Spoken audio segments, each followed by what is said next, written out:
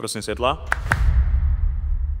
Dámy a pánové, já vás vítám u našeho maturitního videa třídy T4A, které bude sloužit jako vzpomínka na naši třídu, ale zároveň taky pro pobavení. Naše třída byla pod velením pančelky Minčíkové, která nás vlastně dotáhla všechny maturitě, ukázala nám, jak je vlastně škola důležitá. Ať jsme si mysleli, jak ta střední škola bude dlouhá, nakonec byla přece jenom krátká. Všichni jsme si to moc užili, jako kolektiv jsme drželi všichni pospolu. Jak už se vyskytl nějaký problém, společně jsme ho vyřešili a drželi jsme jako jeden tým. Takže doufám, že si tohle maturitní video užijete stejně jako my natáčení, takže doufám, že se stejně pobavíte jako my.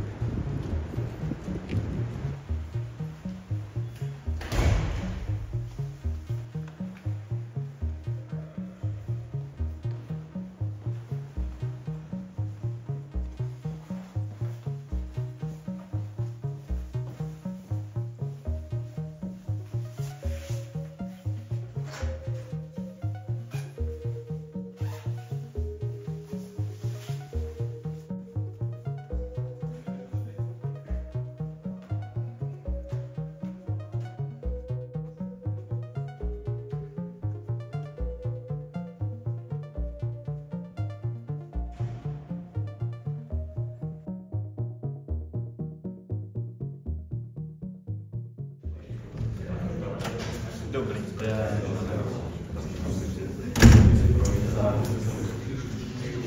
Richarde, kolik je hodin?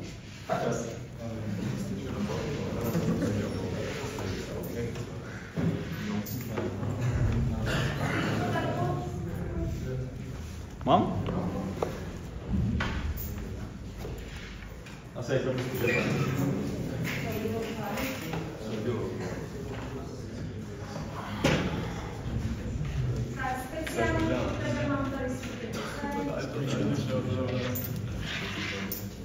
Tak, děkuju. Panče, komu poprosit dej papír. Děkuju. Takže minule jsme si řekli, že šlo o životě koupila Krabala, tak schválně jste si zapamatovali. Kdo co ví, tak Radku?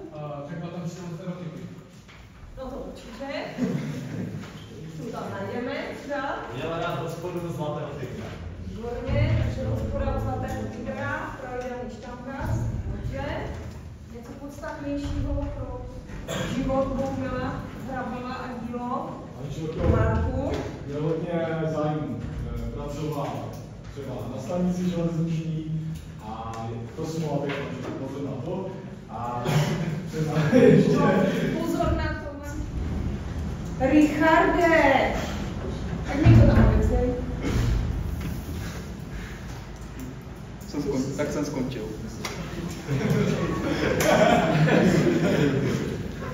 Tak nic, no Richarde. Tak, takže my nejsi poznaný skutečně A díky jejich úspěchu se filmové podoby dočkala další z Hrabalových knih Slavnosti sněženek. Nekupte to, když je to tak výhodný. Měli jsme předobrazy ve skutečných lidech tam v Kersku. Protože moje postava, pan Lely, tak to jsou vlastně dva obyvatelé Kerska, který pan Hrabal sjednotil do jedné. Ten skutečný pan Lely, tak to je jeden z těch, kteří tam malujou to zahrádkáři Kersku.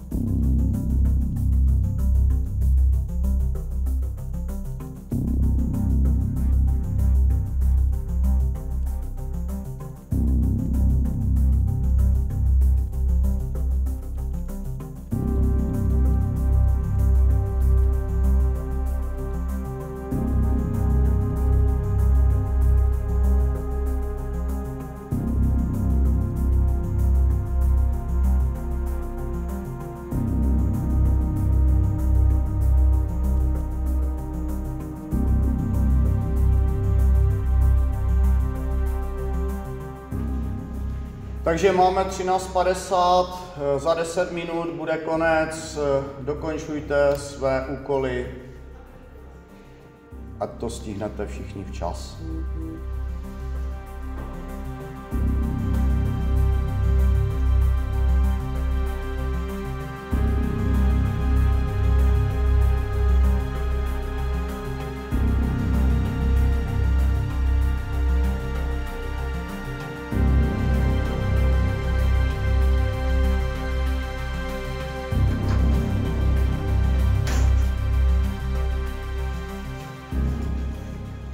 Máš roznový cukr nebo něco? Hej kámo, měl se vole maturitní dávka, vole 10 gramů hráčku, vole, ale nebyl rád, to celé vole vykoupil do píčí, vole. Vole, co budem, nevím, vole, maximálně perník, vole, ten je moc nesklidný, vole. Ty vole, možná ještě Jonáše, vole, zkus, ale já fakt nemám, vole, sorry. Sorry, hráčku.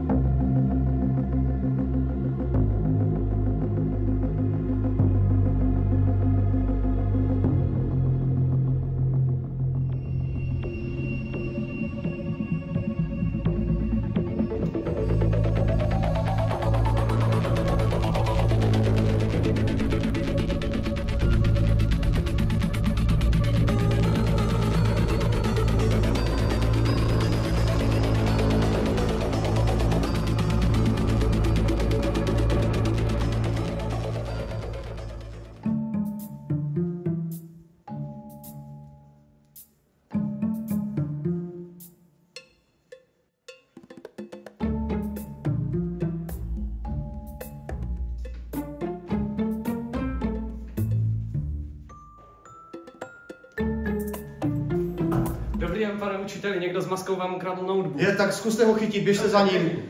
Věřím.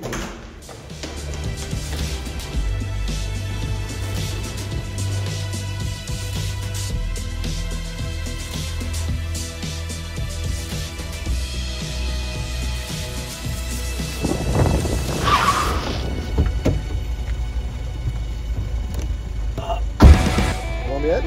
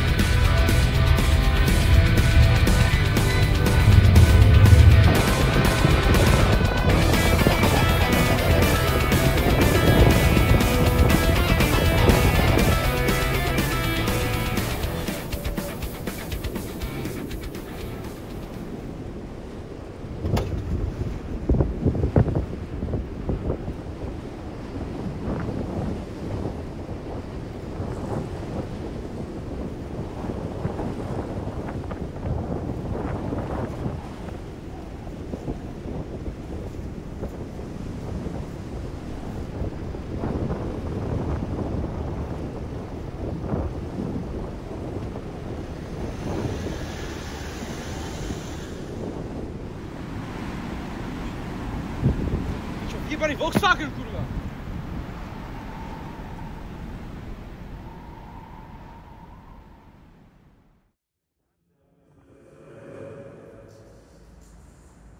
Těchto strojů je pružná horná vrstva, která se při dotyku prohne.